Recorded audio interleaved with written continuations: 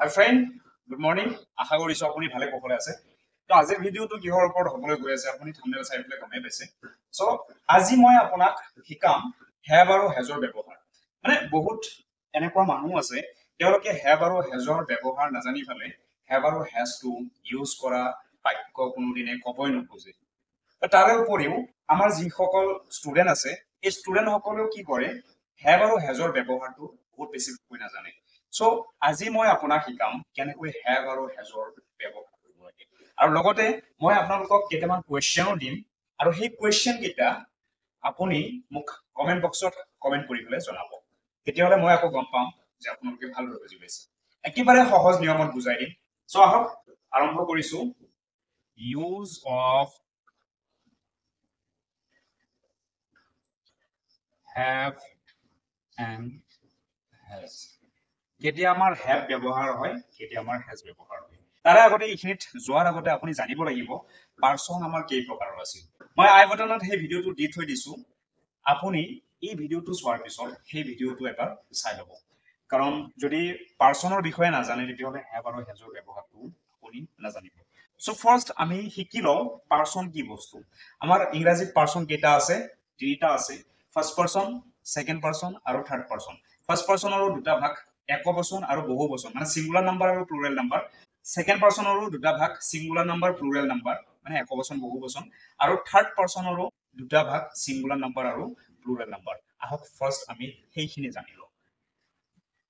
আমাৰ first person হ'ল এটা singular number SIN singular number মই শৰ্ট ফৰ্মত লিখি দিছো আপোনালোকে বুজি ল'ব। প্লুৰেল এন বুলি দিছো singular number plural number. First person singular number হয় আমাৰ I আৰু প্লুৰেল নাম্বাৰ উই। মই বহুত বেছি এইটোত বুজাই নাথাকো, মই ইতিমধ্যে আগৰ ভিডিওটোত আপোনাক মই দিছোৱেই। ছেকেণ্ড পাৰ্চন হ'ল ছেকেণ্ড পাৰ্চন ইউ মানে ইয়াতে ছেকেণ্ড পাৰ্চনটো দুয়োটাৰ ক্ষেত্ৰতে ইউএ থাকে।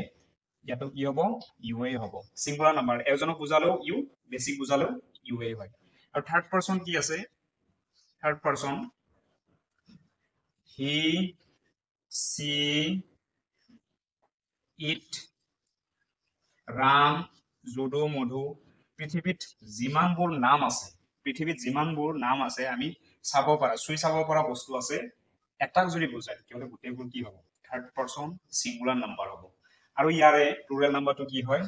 দে হয়। এতিয়া চাব গোটেই খেলখিনি কিন্তু ইয়াতেই লুকাই আছে। ইয়াতে কেনেকৈ লুকাই আছে আপোনাক মই আগতে কথা দিছিলো এনেকে বুজাই দিম একবাৰতে যাতে আপুনি বুজি পায়। আইৰ লগত have হয়, উইল লগতো কি হয়? have হয়। ইউৰ লগতো have হয়, ইউৰ লগতো have হয়। দেৰ লগতো কি হয়? দেৰ লগতো have হয়। ইয়াৰ লগত has হয়। মই আপোনাক কথা দিছিলো একেবাৰে সহজ নিয়মত বুজাই দিম বুলি। আপুনি খালি জাষ্ট এইটো কথাই মনত ৰাখক, যদি পাৰ্চনটো থাৰ্ড পাৰ্চন সিঙ্গুলাৰ নাম্বাৰ হয় মানে সাবজেক্টটো যদি থাৰ্ড পাৰ্চন সিঙ্গুলাৰ নাম্বাৰ হয়, হি, সি, ইট, ৰাম, যদু, মধু, পৃথিৱীত যত যিমানবোৰ নাম আছে সেইবোৰ বুজোৱা যদি শব্দ হয় তেতিয়াহ'লে তাৰে লগত কি হ'ব? has হ'ব। হি, সি, ইট, ৰাম, যদু, মধু, পৃথিৱীত যত যিমান নাম আছে, নাম বুজোৱা চুই চাব পৰা বস্তু বুজোৱা যিমানবোৰ শব্দ আছে তাৰে লগত কি হ'ব? has হ'ব। আইৰ লগত, উইৰ লগত, ইউৰ লগত, দেৰ লগত এইবিলাকৰ লগত কি হ'ব? have হ'ব। আপুনি জাষ্ট খালি এইটো কথাই মনত ৰাখক যে has ক'ত ব্যৱহাৰ হয়। হি, সি, ইট, ৰাম, যদু, মধু যত যিমানবোৰ নাম আছে, পাহাৰ পৰ্বত যত যি আছে, নদী আছে, চবৰ লগতে কি হ'ব? has হ'ব। আৰু কি যিমানবোৰ আছে সেইবোৰৰ লগতহে অকল have হ'ব। ঠিক আছে, এইখিনি কথা বুজি পাইছে? যদি আপুনি এইখিনি কথা বুজি পাইছে তেতিয়াহ'লে কেইটামান মই কুৱেশ্যন দি আছো। কুৱেশ্যন কেইটা কিন্তু মই লিখি লোৱা নাই হা, মোৰ অলপমান লিখোতে দেৰিও হ'ব পাৰে। সো আপোনালোকে একো নাভাবিব। এই কুৱেশ্যন কেইটা আপুনি যদি পাৰে মোৰ কমেন্ট বক্সত কমেন্ট কৰি পেলাই জনাব কাৰ লগত কি হ'ব, মানে ক'ত কি have হ'ব নে has হ'ব। He dash done the work। ইয়াৰ লগত have বা has ৰ কোনটো হ'ব? জাষ্ট খালি have বা has লিখিলেই হ'ল। কমেন্ট বক্সত 2 number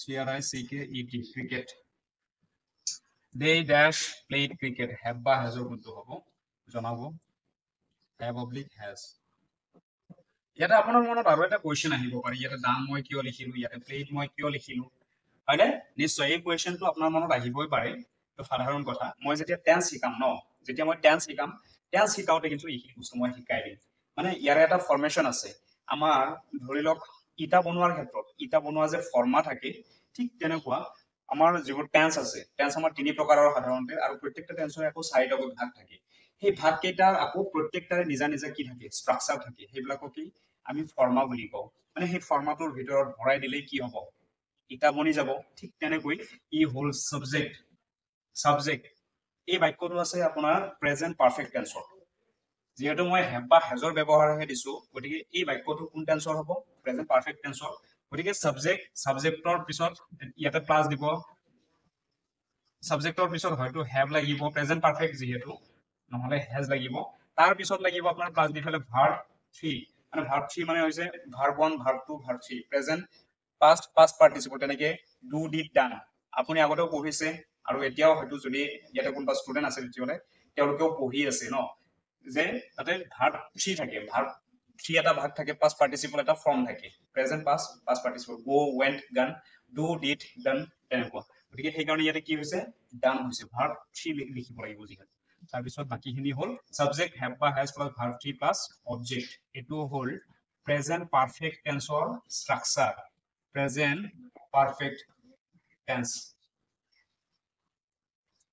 perfect tense or structure সেই কাৰণে এই বাক্যটোত ডান হৈছে বা প্লে হৈছে যেহেতু আমি have বা hasৰ ব্যৱহাৰহে শিকি আছো বুজি পাইছে ন কথাখিনি ঠিক আছে নেক্সট মই আৰু এটা কোৱেশ্চন দিছো you dash eaten an apple ইয়াতে have বা hasৰ কোনটো হ'ব